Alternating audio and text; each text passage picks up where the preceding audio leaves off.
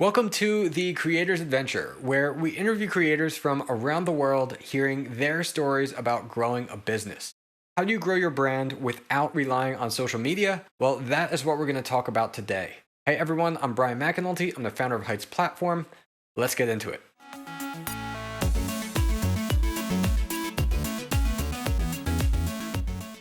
Hey everyone, we're here today with Marie Haynes, and she helps female entrepreneurs create simple, scalable offers and systems to grow to multiple six figures.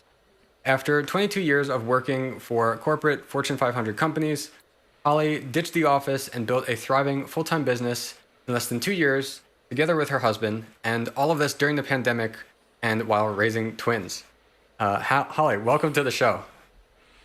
Hi, thank you so much for having me. Yeah, it's a pleasure.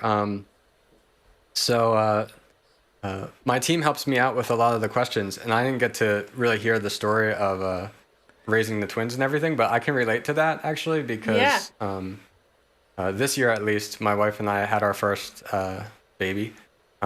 She's Oh, I guess so about nine cool. months old now, but it's been tough, you know. I can only Yeah. imagine going through all of that during the pandemic and having two babies at the same time. So.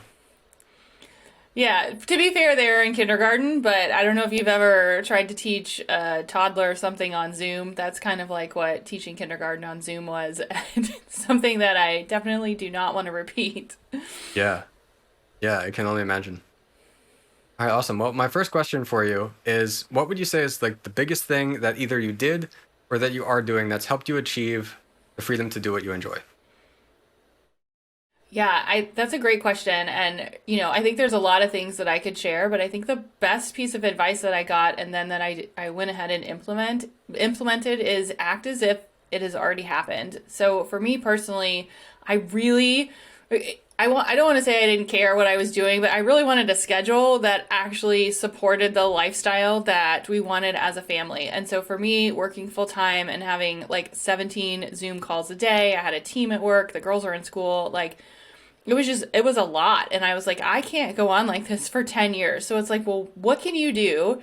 I didn't really know how to change the schedule, but it's like, what can you do to, let's just pretend that that's already happened. And so I took like really small steps. And so at work, I was an executive in my role. And so I was like, well, I'm just going to move meetings away from Mondays. It's not like I told my boss or like the CEO, like, hey, it's my CEO day. I'm not taking meetings on Mondays. Like, that wouldn't go over well. But I just like very strategically was like, hey, can we do this on Tuesday instead? So then I actually had some white space on Monday. And it was like tricking my brain to be like, oh, this is what a 4-day work week would be like.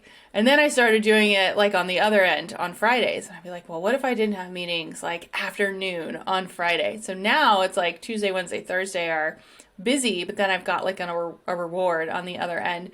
And so I really started to design my schedule around what I wanted it to look like after I potentially left my corporate career and, when I was running a business full time so that I could experience like the little pockets of freedom before they actually happened and would be like, yes, we got to keep doing this because this is worth it, right? It's worth having no meetings on a Monday or an afternoon free or a minute maybe while your kids are at school to just like take a breath without all the things happening in the background. So my biggest piece of advice is to act as if it's already happened. Like take the steps that like somebody in your position of where you want to go would already be taking. I like that. Yeah, I can definitely agree that would be really powerful. I think for myself, I've kind of thought that way as well. And I think that not only does it help you with the mindset of it, but I think it can help you actually do it. Because like you're in a way It's you're like a starting to reward. experience it. So like yeah, if like let's say like you're listening or watching this right now and you are trying to be an entrepreneur, but you really like your job and you want to stay at your job actually, like that can help you get to this space where like you're able to create it the way that you want without having to say like, oh well, this is just an impossibility. And for me, actually, right now, so we're coming up on like our biggest feature release of the year, and I'm really busy with all that. We also have Black Friday, all this kind of stuff happening. But what I've done, like personally, right now, is taking that a step further than what I do normally, where like I think the entrepreneur, when you first become an entrepreneur, you say, oh, this is cool because I can have my own schedule, meaning I'm just going to do whatever, whenever. And I think that it's really helpful to keep certain things to a schedule in your life, no matter what. So even if you enjoy to like work on your course, your coaching program, whatever it is, like whenever, like late at night, early in the morning, that's fine. But like for me, I like to have like calls and things like you said on a specific time that I know like things aren't going to happen. I like the Monday idea too. I think in your case, you were just trying to see like what's the 4-day work week like. But for me, like Yeah. right now, I don't do like calls and things on Mondays because there's already enough happening on Mondays for me. I feel like to know that there's not going to be anything that's a call or something then is just helpful. So yeah, I would say that's a really good advice and for anyone out there to try to do that because now what I was getting at is I'm so busy now, I'm just ignoring a lot of things and just acting as if the only things are the two important things for me are the feature release, our sale, all that. And that's what I'm focused in on. And by doing that, it's not like other things didn't really go wrong or anything necessarily. It's still working and it's allowing me to continue with that. So I like that. I just wanted to explain it and go into like an example from Yeah. my side because No, I love that. I feel that it sounds simple what you're saying, but I think it's really powerful. Yeah. Awesome. So we saw that you have the initial cohort of your new coaching program called the AntiSocial School starting on December 5th. Can you explain to us a little bit about what exactly this program is? Yeah, so I actually created a free training called Ditch the Social Drama, and I'll explain what that is first because it actually goes into why we created the school. And I found as I was working full time and building a business that I did not have time to be on social platforms all day long, right? Like whether you use Instagram, Facebook, TikTok, whatever it is, most of the time you get rewarded for the amount of content that you push out. And like I said, I was an executive in my job. It's not like I could be like, hey, I need to go post on TikTok 17 times today. Like that was not going to work. But I also had a super small audience and was just getting started. And so I knew I needed to be present, but in a way that made sense for my time, my schedule. Had young kids in kindergarten, right? Like I just needed a way that I was able to be in more places at once without actually being there. And so the whole concept of ditching the social drama is creating what I call an antisocial strategy where you're using social media, but I say use it in a way that's not your main driver. So as an example, we could use podcasting, which is a super powerful tool. So we're on this podcast, we're having a great conversation. There are a million different ways that you can repurpose this, right? So you could put it on a blog, you can reshare it on social media, you can put it in an email, you can put it on Pinterest, which technically is not social media, you can put it on LinkedIn. Like there's probably 10 different ways that you can repurpose it. You can use video, you can use text. And so I really sat down and said, hey, I could do podcasting in my example on a schedule that works for me when I want to do it at whatever time of day. And then I can repurpose the content where social media is the second step or the third step. And so I say, think of Instagram as an example as a magazine. So if you're listening to this podcast and you're like, who is this Holly person? You're going to go to Instagram and you're going to look me up. And what you're going to see is all the things that I teach about building a schedule and a strategy that's not dependent on social media. But it's all very strategically planned because I did eventually leave my corporate job, but I didn't do it so that I could work like 70-hour weeks. So I tend to spend maybe a half hour a day on social media, Monday through Friday, which is not a lot for a business that we have. And I've done it through content repurposing and through really focusing on the fact that social media is not our main driver. We use other tools like podcasting and email and things like that. So AntiSocial School is really teaching you how to build a business that's not dependent on the algorithm and doing it in a way that makes sense for your audience. So it's not a one-size-fits-all audience.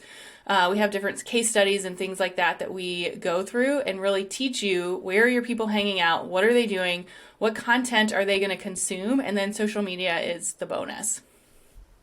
Awesome. Yeah, I like that. For me personally as well, like, so some people may see themselves as like, yeah, I'm a content creator. Other creators say like, yeah, I'm a creator, but I don't really feel like I'm a content creator. I don't want to always be on social media. And I feel I fall into that boat a little bit. Like I don't really do personal social media at all even, but we're doing the exact same thing with this podcast right here because this is one of the main things I do of like my exposure to like our brand and everything and social media.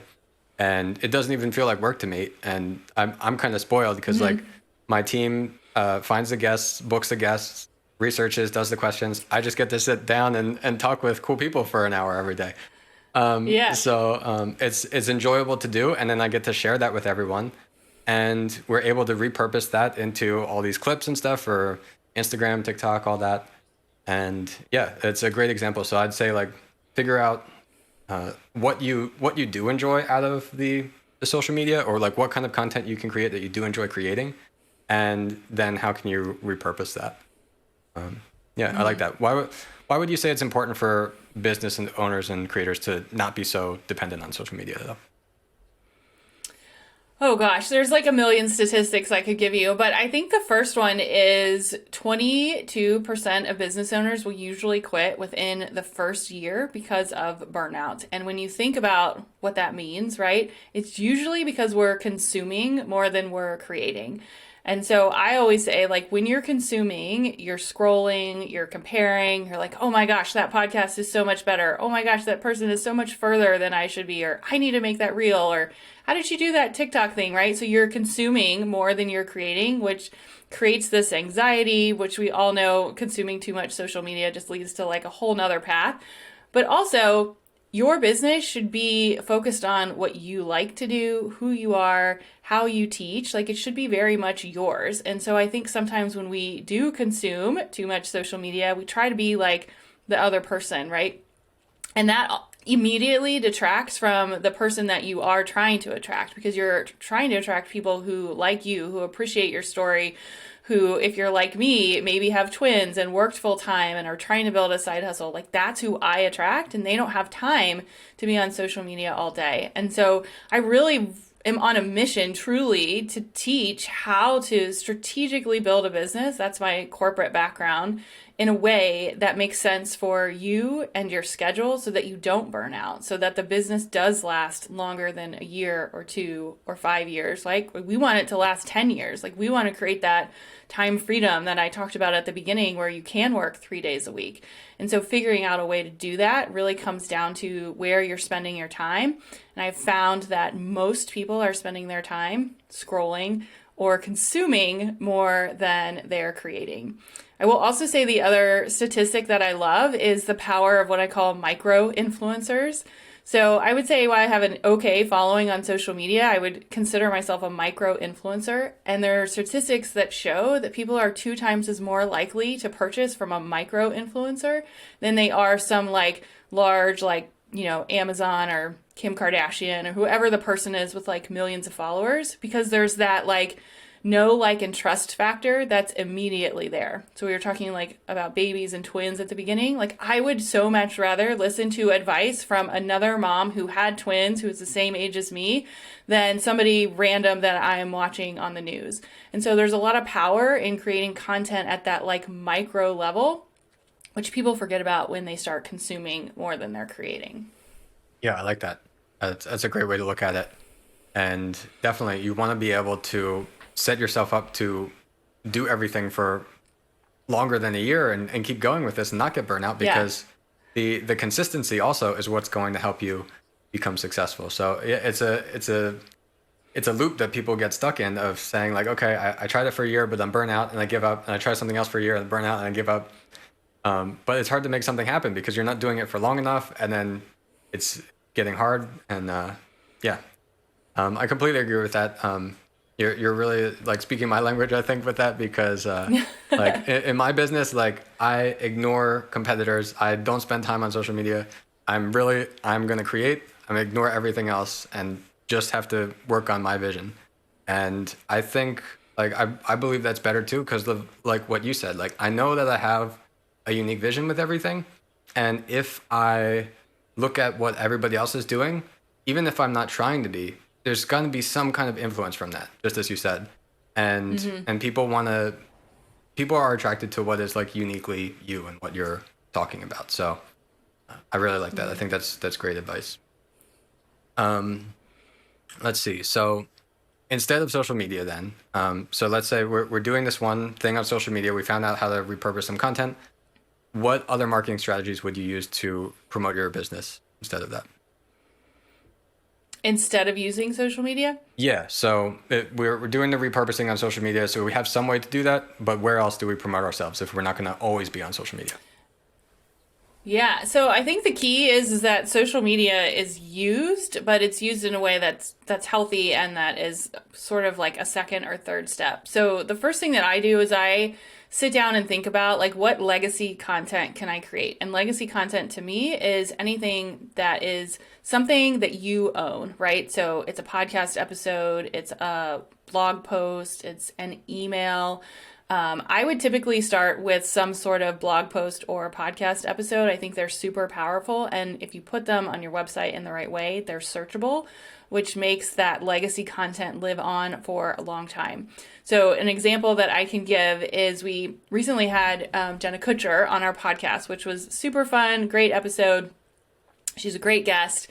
And it was, the episode did pretty well. This was a couple of months ago. We put the episode on our podcast. I also wrote a blog about what it was like having her on the podcast. And our number one search term for our website right now is Jenna Kutcher podcast.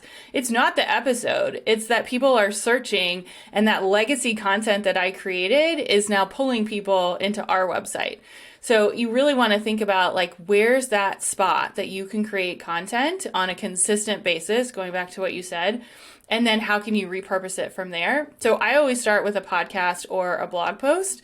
The other thing that I like to think of from a marketing perspective is how can you just build your network, right? So can you go to a local event? Can you go speak on a podcast? Can you speak on a summit? Like online summits are a big deal right now. Can you go have coffee with a neighbor? So I call it the 7 degrees of Kevin Bacon effect, because somehow we are all connected by somebody, right? So I always ask when I'm talking to somebody, like, how can I help you? Or tell me more about what you do. And that leads to conversations, which leads to conversations, which eventually will lead to an opportunity. You might not know what it is at that time. But to me, the two biggest things are creating that legacy content and then obviously repurposing it, but also thinking of yourself as building this network, just like you would in a corporate job of, okay, how do I build my network? How am I putting myself out there? How am I sharing what I do? And how am I just connecting with other people?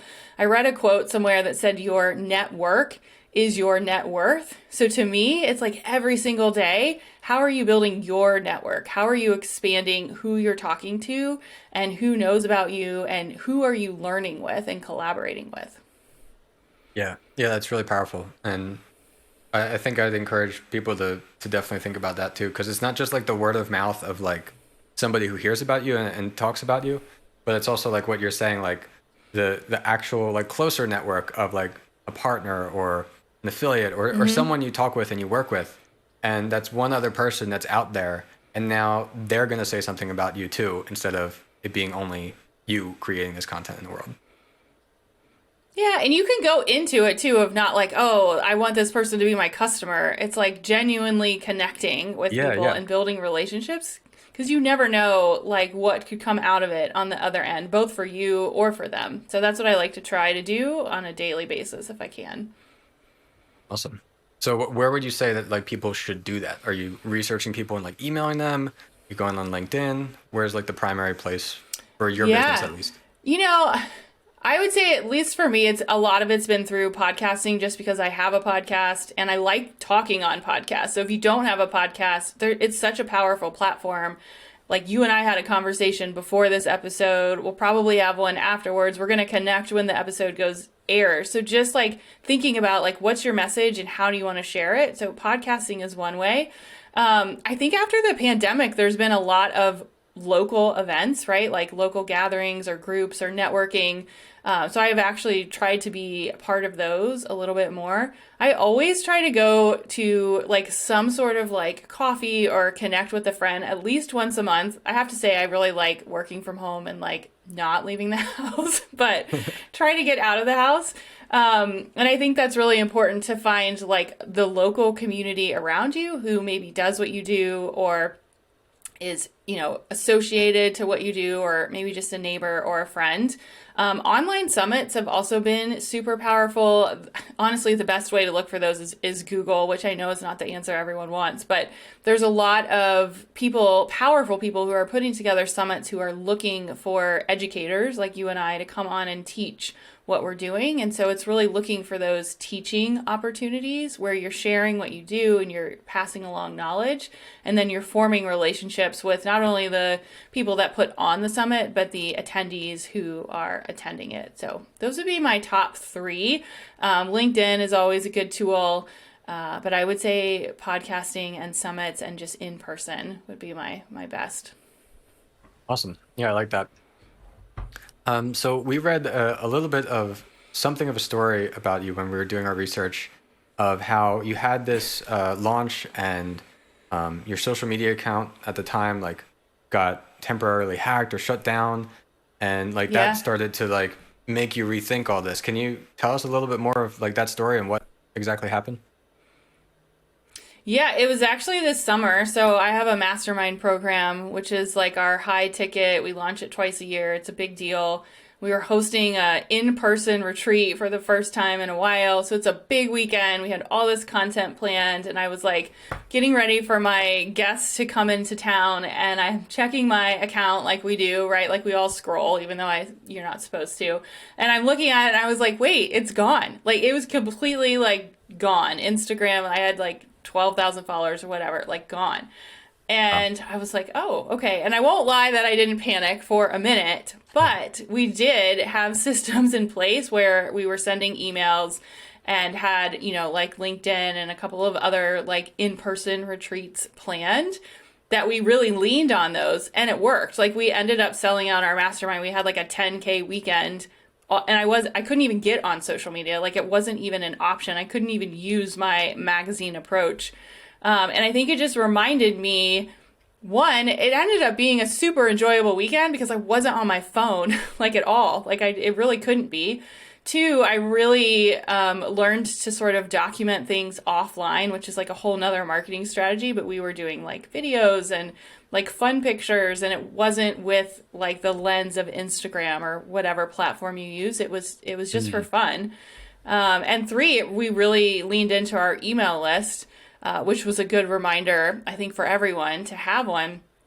But then I kept getting the questions of like, well, how did you actually do that? Which is actually where AntiSocial School came from, because I feel like it was a super powerful lesson. Thankfully, we had some things in place already, but it really made me like triple check that those were in place, because I mean, it could happen anytime. I mean, there's glitches all the time with anything. And so being able to have that content that you own is really, really important. Awesome. Yeah, I think it's a tough thing to go through as a way to discover that, Yeah. but it's cool that it brought you to where you are today, and now you have a whole coaching program related to that in a way. Yeah. Make it into an opportunity, right? Yeah, exactly. Um, let's see. Okay, so I think we touched on this a little bit, but I wonder if we can go in a little bit more detail. That like, let's say a creator or entrepreneur out there takes your advice and says like, okay, I want to be less dependent on social media. I'm gonna try out some kind of legacy content approach. Maybe I'll make a blog or podcast, YouTube videos, and then see how I can repurpose that. But what else would you say is like the right way to do it as far as what they should do to keep themselves less dependent on that? So I think like an example, maybe you Yeah. mentioned the email list. Yeah, so I would say there's two things. One, the first step that I would take is I call it assessing your in crowd. And it's like where do your people hang out, right? So we know that people are on social media, but where else do they hang out? Are they on Pinterest, which technically is not social media, it's a search engine? Are they on LinkedIn? Do they attend events? Are they online? Are they offline? I had a client who was a gardener, and she was trying so hard to be on Instagram and TikTok. And I was like, well, where are your clients coming from? And she was like, well, I teach these local workshops in our town, and they all come from there. And I was like, well, why don't you just teach more of those, right? Like you don't have to do what you think everyone else is doing. So it's a really important question that most people skip past because they see, right? Because we're consuming all the other things like, oh, this person is doing this, so I need to do that. The second thing I would do goes back to your email question, and that is I call it creating a home base. So it's like something that you can give away that's like a home base for people to hang out at. Most of the time, this is a email list with some sort of like free lead magnet or something that you're giving away value. But the home base is that you have their email list, so now you can communicate with them and you're not worried about whether or not something is running behind the scenes or if the algorithm is showing people your post. But the trick with having a solid email list is one, you're super consistent with the content that you send out, going back to that like legacy content, like they can expect to hear from you at certain times. And two, you have something really valuable that you are giving them. And in my training that I do, I always say the lead magnet game is getting old because everyone knows that if you download a PDF or some free thing, like that you're going to get sold on the other end, which is okay, but make that free thing like really freaking good, like so good that they can't help to notice. And so I always say that you can never help somebody too much, right? So if you're worried about, well, this formula says I should only give away 10% of whatever, I say make it so good that they can get a quick win and they're gonna pay attention to your next email. Yeah. So those would be the two steps I would take. Cool. I like that. I think that, yeah, we've talked about on the show before, like what to do if you're afraid of giving away too much for free and all that. And really, like, yeah, the worst thing that can happen, let's say you teach the person so much, now you've really helped them, you've got them that win, and they're not done with their business forever, whatever Right. it is, so there's a chance, like a pretty good chance that now that they've gotten to this point, they're going to say like, I really want to work with her or him or whatever and get further now. So that can actually really help them become a client. And even if a lot of the content or whatever you sell is some of what you taught for free, it's the value is in that extra like personal touch and approach and the one-on-one help and all of that somebody can get from you, especially in the case of like a coaching program or a course. Related to the email list and the consistency, I think that's a really good point too about like what people see versus what is like the main driver for your business. Because like for us, we post on social media. I think we post every single day on social media, but like I could tell you like the majority of our customers are not coming from social media. Like they're coming from all the other sources, but yeah, we still post there because it helps. But as an entrepreneur or creator, like especially starting out, it depends, but like that may not be the big driver for your business either. And so if the email list is, and generally for most people, like email has an incredible ROI. So that's the place where it's better for you to be consistent, I would argue, than your social media. So if you're growing your email list, if it's growing through your legacy content, everything you're creating, it's better to be consistent and say, I'm going to make sure I'm going to send whatever emails per week, per month, than to say like, well, I have to post on social media every day, because the emails that's where you have this asset and this value that you could be getting sales versus the social media. Eventually, maybe it can turn into something. But yeah, definitely. I think that's something that everybody sees everything on social media. They don't see everything in the email. It's like the behind the scenes that everyone forgets about. I think another kind of like advanced tip is sometimes you can take your content, like if you wrote like an awesome email that's like teaching somebody to do something, you can take like one of those steps and make it into a social media post and then point them to your email, right? So when they read social media, they're like, to learn more, you have to go to email or you have to go to this step. And so a lot of times we'll point people strategically to those places that we own still giving value on social media, but it's not the whole thing, right? So they get the whole thing if they download it or are on our email list. Yeah. Yeah, which is like the home base approach that you're talking about, because you're saying to everybody Mm-hmm. like, hey, here's something I want to help you with. This is valuable. But like, if you want the rest, like, this isn't where I hang out. Like, this is where we hang out here in like the Yeah. email list. Yep. Cool. Um, all right. So I think we kind of addressed it, but any other tips you would say to like, I guess, go into the belief that creators feel that like I have to show up and create this content every day? Um, I think we pretty much got into it now, but yeah, anything else you would say about either, I don't know, do you have personally some strategy about like batching how you do the content together or anything like that?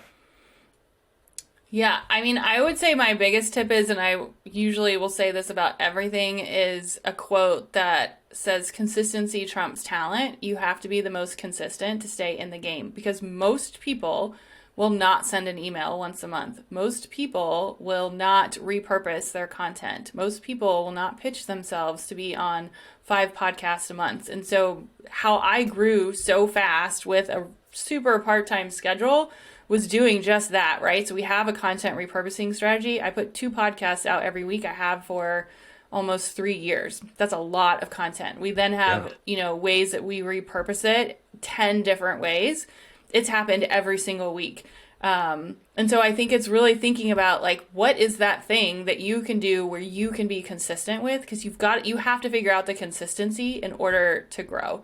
Because most people won't. Most people will quit. Going back to that quote that I gave at the beginning, they'll be like, oh, I'm going to try this for a week. And then they don't get results. And they're like, oh, that didn't work. This is a long game, right? Like the strategy of repurposing and legacy content and building off social media is like, I could do this forever for 10 to 20 years because I'm not burnout. It's on a schedule that works for me. I like talking and teaching.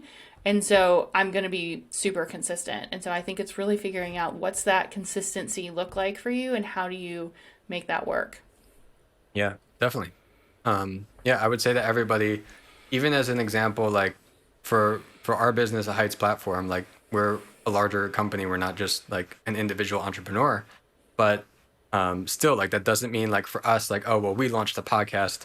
Everyone's gonna listen. It's easy. We don't have to worry about the consistency part.